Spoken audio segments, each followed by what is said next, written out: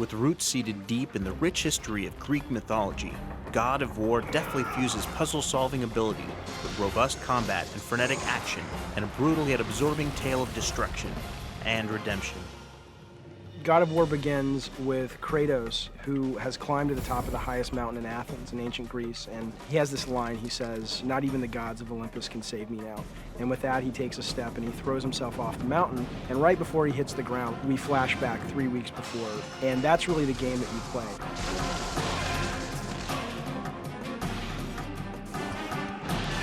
When bringing God of War to life, the development team went back to their childhoods, where their passion for storytelling and Greek myths began.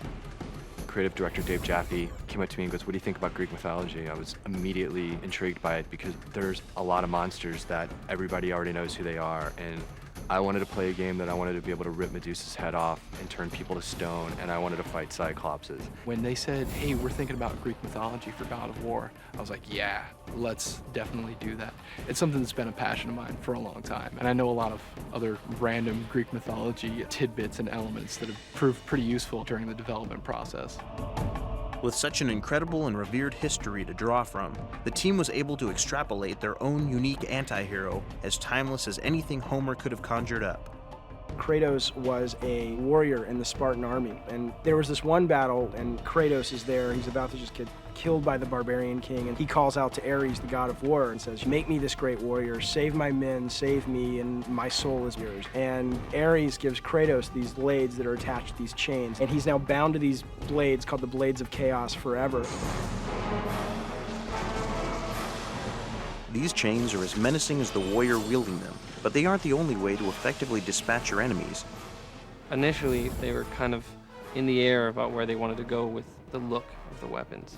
They didn't want it to be too fluid and too nice and too dainty. So they wanted it to be more brutal and more aggressive, but it's really difficult when he's swinging things around and not feel like a very choreographed fight scene. So we kind of found that middle ground. The combat system really comes to life when the player customizes their attack combos with a stunning variety of mythical weaponry. You've got all kinds of really cool gadgets and weapons like the Medusa head, the Zeus thunderbolts. You can raise the dead from Hades to come up and fight by your side. You know, you can dash, pop a guy up in the air, use the Medusa head, he falls down and shatters. You get extra points for that. So it's really giving the player a palette to work with and let them be the artist.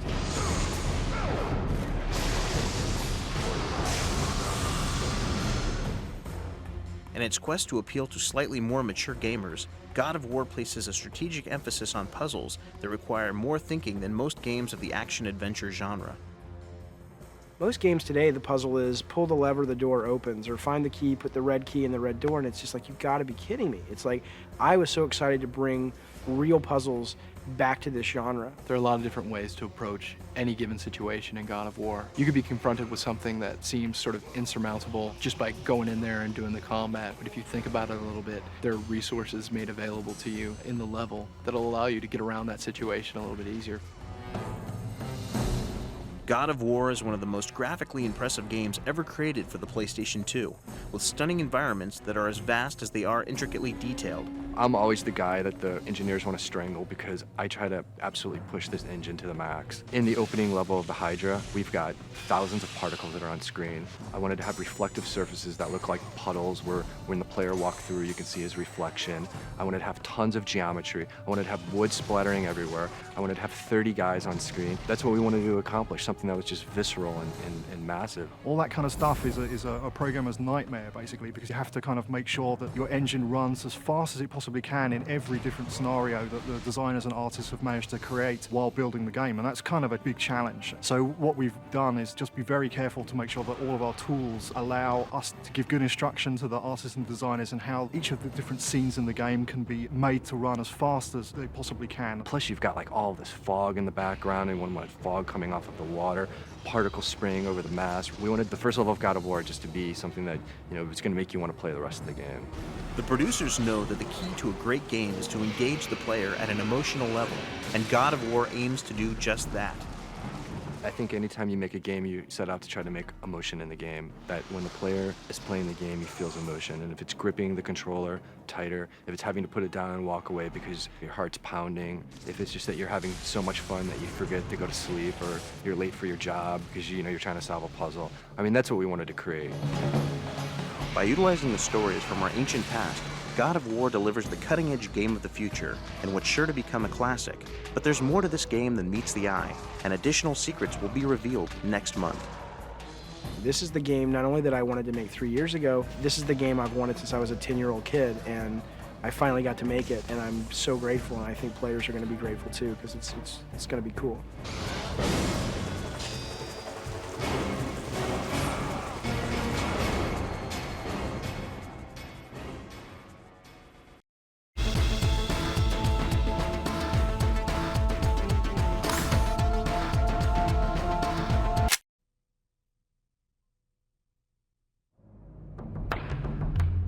The Oracle warned Tati to beware the temptation that came with her curse, for the mark was evil. They were not the only ones with interest in these words of power.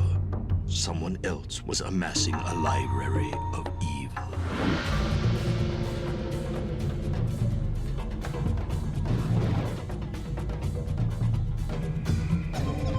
The way Rise of the Kasai is set up, it's sort of a prequel and a sequel. Rise of the Kasai can really stand on its own. You don't need to have played Mark of Creed to understand it or enjoy it. We wanted to explain some of the origins of the Kasai and the Rakus, and to do that we really had to go back in time before the last game. Rise of the Kasai is a strategic combat game that kind of allows itself to be more or less of either, depending on the player's interest. Our approach has always been give the player a unique experience, and we'll use any tool in our arsenal to get that across.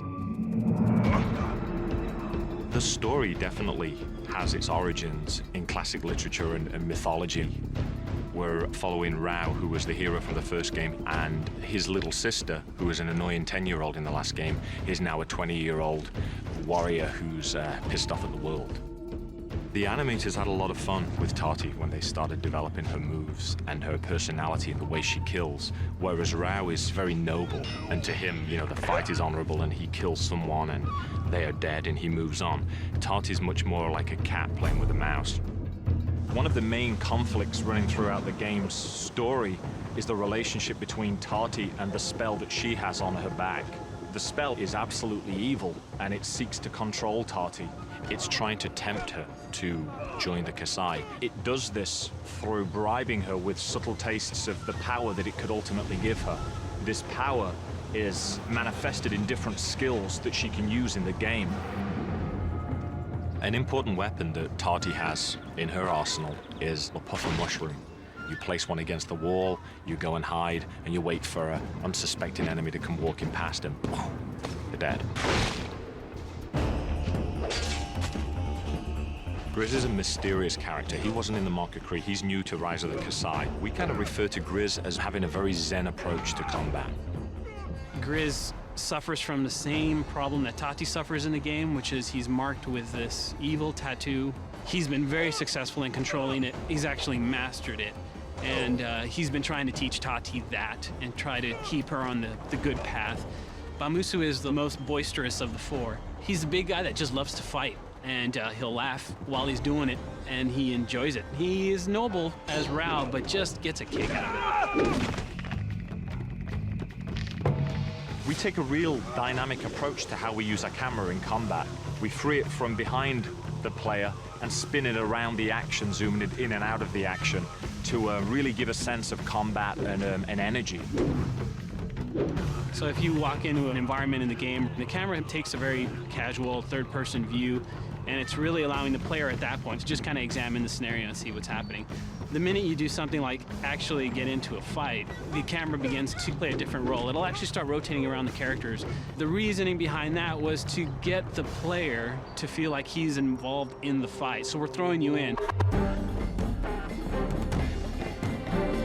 Before we start a level, we try to figure out generally what the cultural flavor is going to be. We try to infuse a lot of different cultures into it, like Middle Eastern cultures and Asian cultures and Polynesian cultures, all kind of mixed up together in a kind of a cultural soup. So you really feel like you're traveling within this world. It all blends together. They've done a really good job of putting you in the environment and making you feel like you're in a very living, breathing world. Rise of the Kasai does excel as a two-player online combat game. It's much easier to work together, especially for the strategy elements with two players. One person could take the high road, the other person could take the low road. The battles could be joined. You could join up with a partner and fight with the enemies, or you could sort of sneak around. One person could be stealthy, another person could be aggressive. For the music of Rise of the Kasai, we really wanted it to fit with the way we created the environments. I met a guy named Mr. Bang many years ago. He's from the mountains between Thailand and Mongolia. The composers were on hand to see how he does what he does so they can create a tool set to integrate into their sound. So all the elements we use are organic instruments. They may have a more modern, maybe even techno feel in some ways, but all done organically. This really allows us to integrate that into our spiritual elements and bring a more realistic and exciting cultural experience. It's just like The one thing that unifies the group is their interest in art and in film. We have people that are from the video game industry that have been around for 15 years, and then we also have people from the animated feature film industry who have got a lot of experience in making movies. So the groups have kind of come together and found this common ground of what we think a game should look like. we have a lot of very talented artists on our team who are all traditionally trained, so texture maps are all done by hand. That lends more to the organic sense about these levels. It's all just coming out of the mind of the artist and the talent of the artist. They've got a great animation style that goes into the combat, and when you see it in action, it looks almost like a ballet. They've got a great sense of timing that they translate from the animation to the actual player, where you feel in combat you're almost dancing around, but you're dancing around in sort of a brutal, quick way. We've likened ourselves to an independent film studio. We want to make things that are recognized for their artistic content and their depth. We have two sets of cinematics. We have our in-game cinematics that tell the story with the actual characters and the environments in which the game kind of takes place. Then we have the bookend movies. These cinematics actually unveil more of the story before the actual game starts.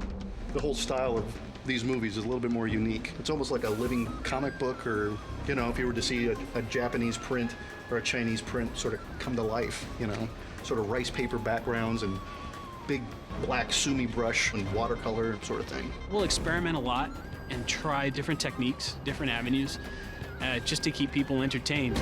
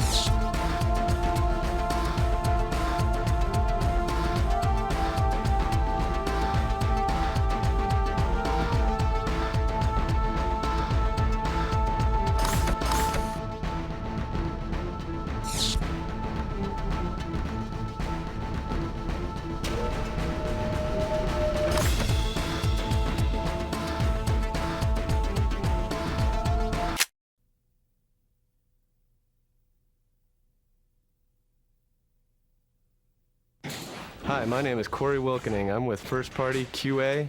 I'm going to show you a cool move for Hot Shots Golf 4. It's called a high dokaru or a low dokaru. For this move, I'm going to try and do a low dokaru through the trees by pressing up on the directional pad when I get to the full power and up again on the directional pad when I hit the perfect impact.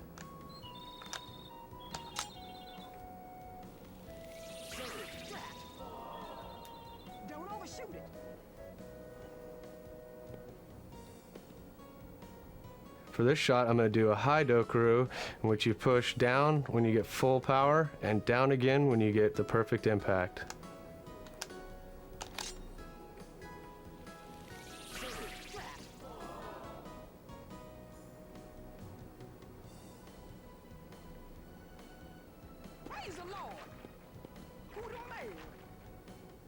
The low Dokuru shot is good for getting under the trees or obstacles that are in your way. High Dokuru shot is good for getting over trees or onto the green and having the ball not move. Have fun and enjoy the game.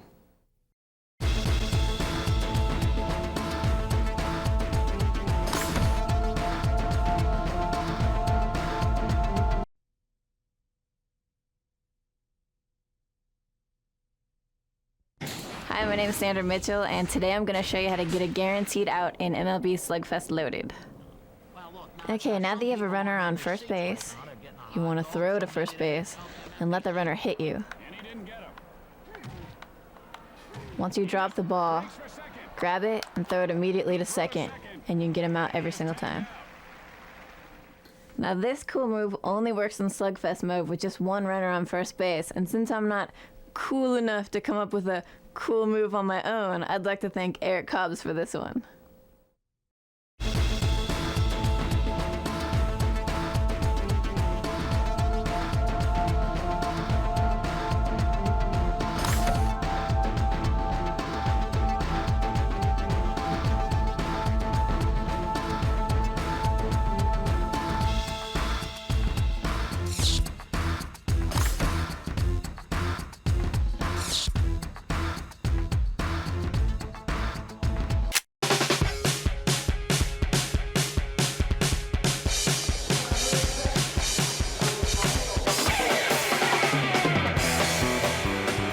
What do you get when PlayStation and Camp Woodward, the leading action sports training facility, launch a search combing the country for the new school talent in BMX, skateboarding, and inline?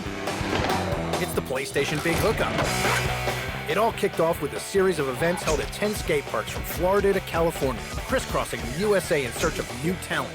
Inliners, skateboarders, and BMX bikers were given the opportunity to show what they know in their chosen disciplines. It's gonna be a good one. 30 finalists, one from each discipline from all 10 events, would be flown to Camp Woodward on PlayStation's dime for an all-expenses-paid, week-long competition, all vying for the grand prize, $5,000, and the use of Woodward's facilities on the East and West Coast for all of the 05 season. We go to 10 different stops, 10 different cities. We do a contest. We get prizes to all the kids. There's one winner per sport, inline skateboard and bike. And those winners will go to Woodward Camp Week 12 to compete for the finals. Each competition featured 5-minute open jam sessions with 10 competitors going at a time under the watchful eyes of a panel of judges comprised of Woodward staff members. The top 10 riders then had a final session to select the winners.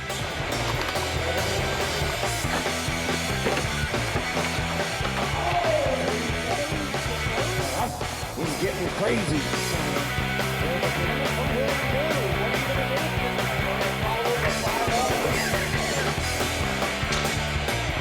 There was a bunch of things we looked for in today's winners. First of all, this contest is a little bit different from ones that I've been at before because we're kind of looking at kids' attitudes. Are they having a good time? Are they having fun? What kind of tricks are they doing? Are they going big? Are they doing tech stuff? Do they look comfortable? Are they flowing around? Are they looking a little sketchy? And just their overall riding. Criteria we use for today's winners based on attitude, skills, consistency, and the willingness to ride hard and present a good image for skateboarding and a good solid rider, you know, all the way around, you know, a person with heart. I like to see somebody who uses an entire street course or an entire skate park and can step onto the vert ramp and have a respectable session, step onto the street course, have a respectable session. They may not be the best at everything, but they're using a better line and they're incorporating the idea of what this course was made for. It's so much fun. You're competing with, people you know, and, this turned out to be more fun than a competition. It was great. It was intense. The guys were throwing down and just made me get even more psyched up to go out there and throw stuff down.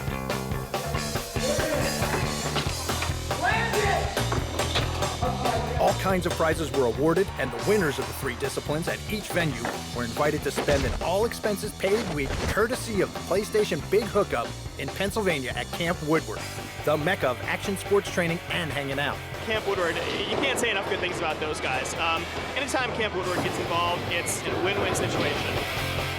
They're just an awesome group of people, and you can't ask for anything better than that. So I think anything Camp Woodward touches ends up being gold. It's just a fun place to be because you can do your sport. You're there with people who are enthusiastic about it, the other kids who are there, as well as the instructors who are there. Everybody's just in love with the sports that they do. So they all kind of come to this place, this mecca, to learn together.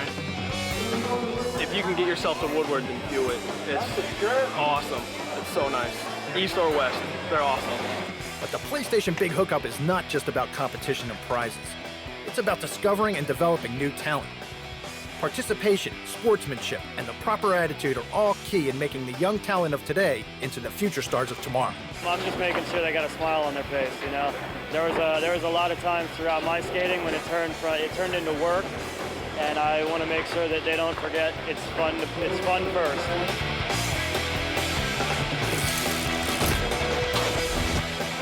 I've been getting to meet and actually go out and skate with some talent that I would have never, ever run into, you know, and now they're coming to Woodward to hang out with us, and I think it's an amazing thing. I wish it was going on when I was a young guy, you know. So the prelims are over, and our top 30 winners are off on a week-long trip to the finals at Camp Woodward, courtesy the PlayStation Big Hookup. Check out the finals in our next issue, where 3 of these gravity-defying Gen Nexters will ride off with season passes to the Shangri-La of action sports training. It's all when PlayStation Big Hookup rolls on.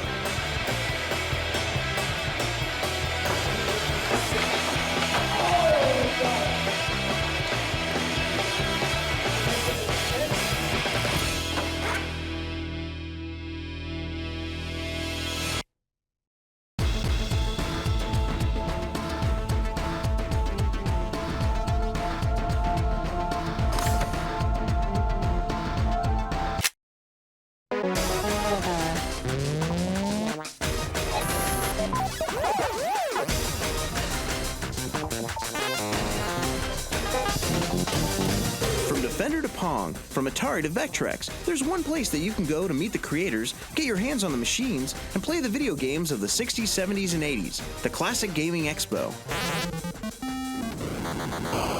Classic Gaming Expo is an exposition that showcases video games from the early 70s to about 1990, both home games and coin-operated games. Wandering the show, it's like a who's who of video game history. I did Yar's Revenge, I did E.T., I did Raiders of the Lost Ark. Pong, it was a very simple game. It was meant to be an exercise. They didn't tell me that. I did it, and it became a hit. It became Pong. Tron Solar Sailor. Kaboom and Bridge. And Kaboom is a very simple game where you have a controller and you move buckets back and forth to try to catch the bombs the mad bombers dropping. Mind Strike and Thunder Castle. With all these guys who laid the groundwork for the video games of today, we couldn't help but wonder what were some of their favorite classic games. Defender, Robotron, and Millipede. Centipede. Breakout was my favorite. And every time I see Centipede, I got to play it.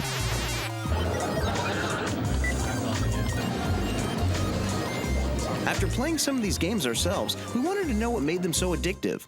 They were designed to be quarter suckers on purpose. They started off easy and then would ramp up, and these guys mastered the algorithm so that you'd get hooked and held and hooked and held. And it's a very much like a spectator sport too, because these old arcade games are meant to be watched by crowds and you're supposed to be lured to these games. As a matter of fact, I did a console version of Q*bert, and we timed it exactly to the arcade machine. And when we handed it over to the publisher, they said, this is fine, but the game's over in 3 minutes, and the people, you don't want to slap them in the face with a home game. The thing that's different about classic games is games that used these older technologies didn't have great graphics or sounds to rely upon. All they had was gameplay, and great gameplay holds up. A really good game is a game that's simple to play, but difficult to master. The good news for today's gamers is that a lot of these classic games are now available on your PlayStation 2. We basically take games like Pac-Man or Defender, Joust, and we put them onto a collection and sell those out there. Roger, Chief. One of the latest games we've done is Midway Arcade Treasures. We're following that up with Midway Arcade Treasures 2, which is going to contain Mortal Kombat 2 and 3 and Primal Rage and all these classic games that, like a few years ago, weren't really considered classics, but now they are.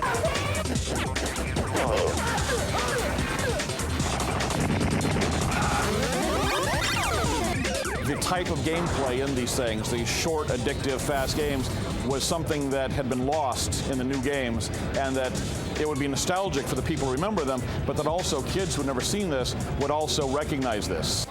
Yeah, like the classic arcade treasures. You can play like Jowls, Defender, Adventure, 720. And I'm really happy and surprised to find out that I was right, that the kids really are going for it. So yeah, it was really ideal, having been there and written some of the games that 20 years later, working on and producing the emulator with some of my own games being emulated inside it.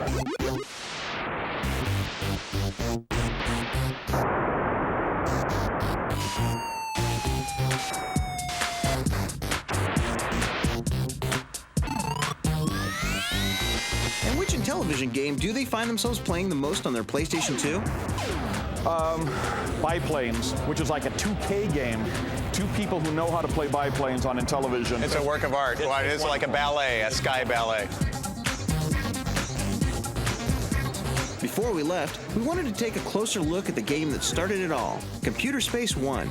The game that I really enjoyed the most to see here are the very oldest games. The original Computer Space that Nolan built in the funny yellow fiberglass cabinet. That thing barely worked. It was a vacuum tube television set. I mean, this is really ancient. So, if you're feeling nostalgic for the olden days of video gaming, and you don't want to wait for next year's Classic Gaming Expo, I can hardly wait till the next one. just flip on your PlayStation 2 and check out some of your favorite games from the past.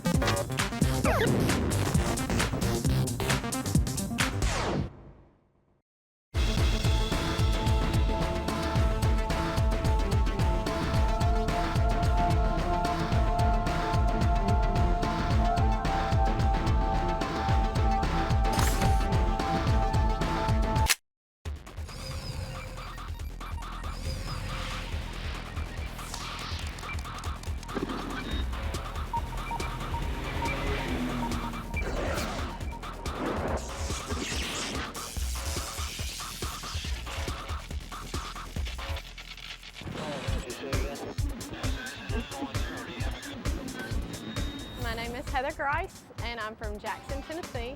A little podunk town, but nonetheless it's there. My name is Thomas Rucker. I'm from Brentwood, New York. Where I live is Long Island. It's really more of a suburban area. I'm really big into video games. I've always been a big fan. 24 years old. I've been playing video games since I was like 6, 7 years old.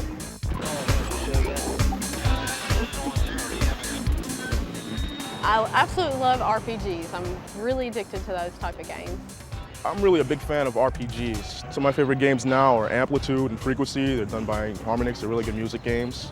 I like Contra, Shattered Soldier, SOCOM 2, and Midnight Club 2, and Xenosaga. Final Fantasy VII, of course, is like, to me, the mother of all RPGs. And Star Ocean Second Story is definitely like right up there, equal with Final Fantasy VII, just because it has more of a different kind of storyline. I've got a mix of everything. I've got driving games, racing games, online games, pretty much everything. A lot of platform action games and exceptional few racing games I'm into. If it's a really good story, you'll really be into it. Like when it comes to multiplayers, I still sit in quiet, you know, like I want to come up behind them, creep up behind them and like strike them without them even knowing I'm there, sort of thing. But I'm very competitive. I don't like losing at all.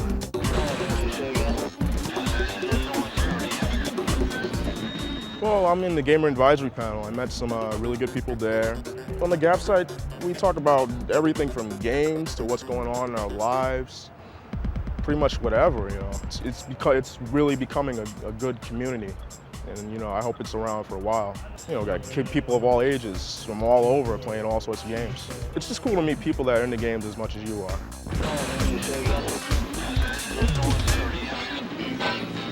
I'm a really artistically inclined person. I lean more towards the Japanese style of it, you know, with the big eyes and the really large expressions, just because of the fact that they're very readable and the expressions are obvious, even without words. You know, you don't have like little thought boxes a lot in games because their animation's supposed to express that. They're supposed to be able to visually see it instead of actually reading it.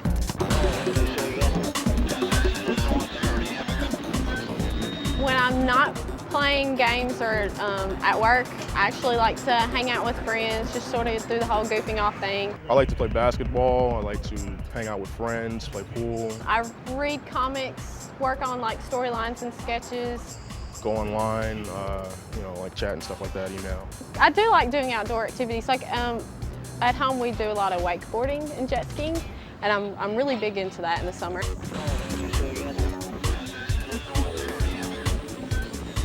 In school, I really liked English. I like writing. I have a good time writing. I like making up stories. Well, I love video games, so I started to get like more curious about that and take more like different courses and stuff like that, getting involved in that sort of industry.